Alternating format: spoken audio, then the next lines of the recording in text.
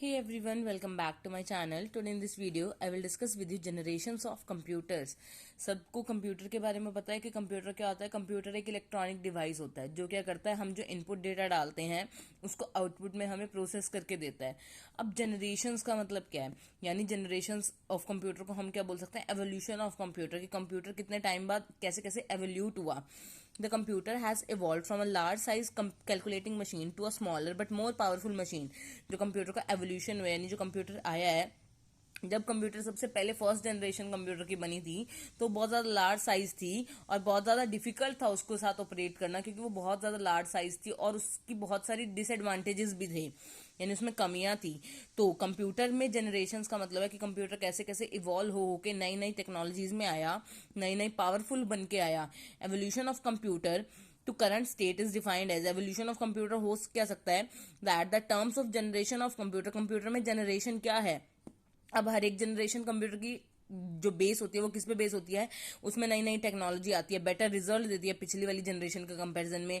और नई टेक्नोलॉजी जो होती है वो चीपर होती है और उसमें नई टेक्नोलॉजी में स्मॉलर कंप्यूटर बनते हैं पहले के कंपैरिजन में, और जो कंप्यूटर बनते हैं वो बहुत ज़्यादा पावरफुल, फास्टर और एफिशिएंट होते हैं प्रीडिसेसर यानी अपने पहले वालों से। इन शॉर्ट, जो जनरेशन ऑफ कंप्यूटर है उसमें हर एक जनरेशन के बारे में बताया गया कि नई नई टेक्नोलॉजी लाई गई है हर एक जनरेशन में, उसको बेटर बनाने के लिए कैसे उसको साइज छोटा कर सकते हैं, कैसे उसको इफेक्टिव बना सकते हैं। तो at present there are 5 generations of computer. Computer की 5 जनरेशंस है हमारे पास। First generation, second generation, third, fourth and fifth. First generation का जो टाइम पीरियड था वो था 1946 टू 1959। इसमें जो टेक्नोलॉजी कंप्यूटर्स बनाने में यूज होती थी वो क्या थी, वैक्यूम ट्यूब्स हम यूज करते थे जो यूज किया जाता था कंप्यूटर को बनाने में, जिसकी वजह से इसका साइज बहुत ज्यादा लार्ज था। नेक्स्ट, सेकेंड जनरेशन में इस कमी को दूर किया गया। सेकेंड जनरेशन कंप्यूटर्स बने 1959 टू 1965। इसमें वैक्यूम ट्यूब्स को रिप्लेस किसने किया, ट्रांजिस्टर्स ने रिप्लेस किया। Next, third generation computers are from 1965 to 1971। इसमें हमने क्या करा, इंटीग्रेटेड सर्किट्स यूज किया, यानी सर्किट्स को एक प्रॉपर सीक्वेंस में ऐसे अरेंज कर देते थे, चाहे कॉलम वाइज चाहे रो वाइज। देन उसके बेसिस पे हमने क्या करा, थर्ड जनरेशन कंप्यूटर्स हुए। Next, fourth generation is from 1971 to 1980, जिसमें हमने क्या यूज करा, माइक्रो प्रोसेसर यूज करे। लार्ज स्केल इंटीग्रेटेड सर्किट और very large scale integrated circuit microprocessor हमने इसमें यूज किए थे। कुछ बुक्स में 1980 की जगह 1984 भी है, पर एक्चुअल में 1971 टू 1980 है, जो एज पर गूगल की रिपोर्ट की fourth generation computers are 1971 to 1980। Fifth generation जो कंप्यूटर्स है वो 1980 के ऑनवर्ड जो चलते आ रहे हैं उसमें आर्टिफिशियल इंटेलिजेंस यूज कर रहे थे और ultra large scale and integration circuits use कर रहे थे। इसकी आपको पीडीएफ भी मिल जाएगी, उसका लिंक मैं डिस्क्रिप्शन में दे दूंगी चैनल का, आप वहां से क्लिक करके ले सकते हैं इसकी पीडीएफ। अब फर्स्ट जनरेशन कंप्यूटर क्या है, फर्स्ट जनरेशन कंप्यूटर का टाइम पीरियड क्या है, 1946 टू 1959।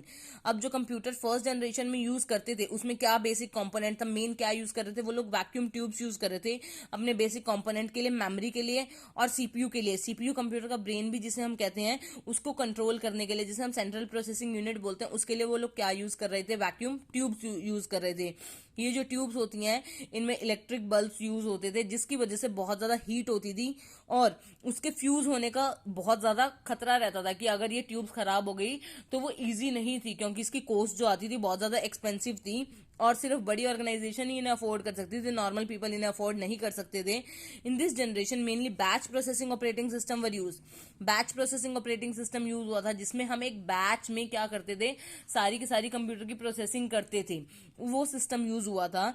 इसके बहुत सारे डिवाइसेस हैं, punch cards, paper tape, magnetic tape, ये इसके इनपुट और आउटपुट डिवाइसेस थे। इस कंप्यूटर जनरेशन में हमने मशीन कोड को अपनी प्रोग्रामिंग लैंग्वेज माना था। जो कंप्यूटर है वो एक ही लैंग्वेज एक्सेप्ट करता है, जिसे हम बाइनरी लैंग्वेज भी बोलते हैं। बाइनरी लैंग्वेज का दूसरा नाम है मशीन लैंग्वेज, या जिसे हम मशीन कोड भी बोलते थे, जिसमें हम सिर्फ दो ही वर्ड्स यूज कर सकते हैं, 0 एंड 1। जो कंप्यूटर है वो सिर्फ वही लैंग्वेज एक्सेप्ट करता है।